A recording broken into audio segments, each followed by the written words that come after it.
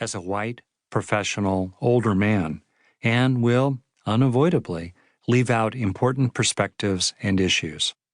Please adapt what I say to your own needs and situations.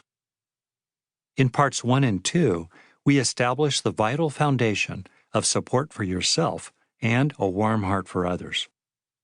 Parts 3 and 4 lay the groundwork for dealing with conflicts and challenging people.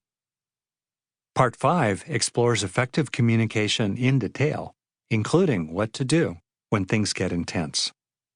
Part 6 expands the scope of our relationships to our communities, to all of life, and to our whole beautiful world.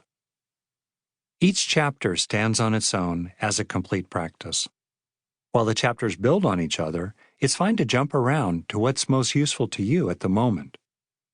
I'll occasionally mention research findings, and you can easily find references in my books Hardwiring Happiness and Neurodharma, as well as online. If you come across something you've heard me say elsewhere, you can explore it more deeply or skip ahead a bit.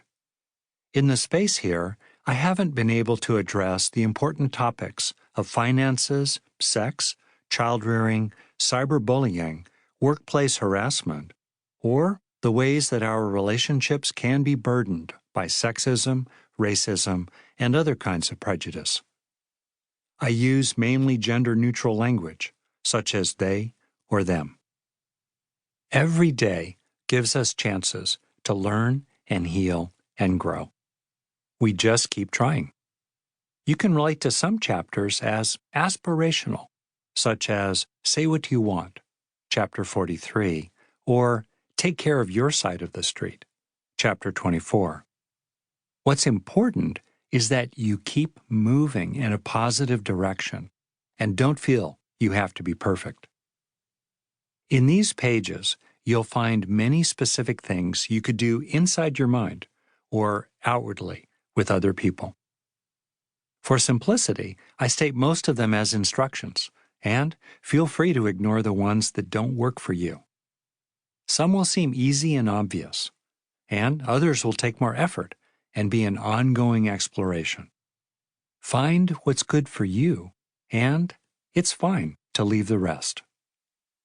You could read this book on your own, or together with another person to improve that relationship.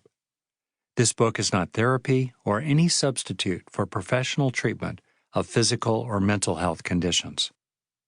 I've tried to write it as if I were talking with a friend about a relationship to explore its key issues and offer ideas and tools that would be immediately helpful.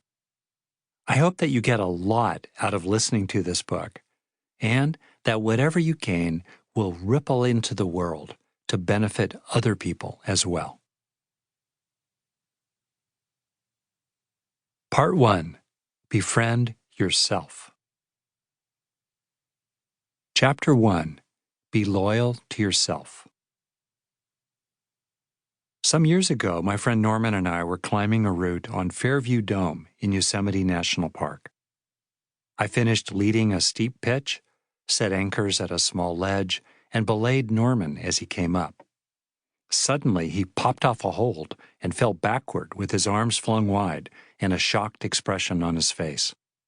His weight yanked me downward, but the anchors held and I braked his fall. He looked up with a bemused grin, jammed his hands back in the crack, and kept climbing.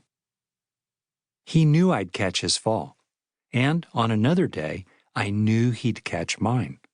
We were loyal to each other, although usually in less dramatic ways. We stayed alert for threats, listened with interest, appreciated wins, and sympathized with losses. He looked out for me, and I for him. Most of us are loyal to some other people, yet how many of us are loyal to ourselves? How often do you give yourself the same kind of encouragement, support, and respect that you give to others? In my experience, lots of people have trouble being loyal to themselves, at least in certain areas. Maybe they can stick up for themselves at work, but in their personal relationships, they feel that somehow they don't have the right to be on their own side. As a therapist, I'd often meet someone who is pretty unhappy for understandable reasons, given their life history and current relationships.